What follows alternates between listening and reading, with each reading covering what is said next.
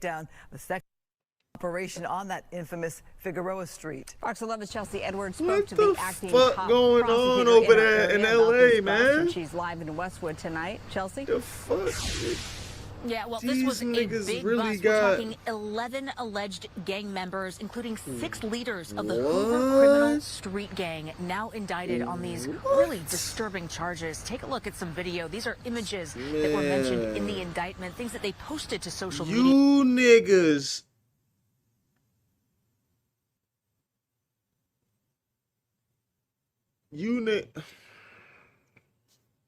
My people, bro. We will never be free, bro. This is the most ignorant shit I've ever seen in my life.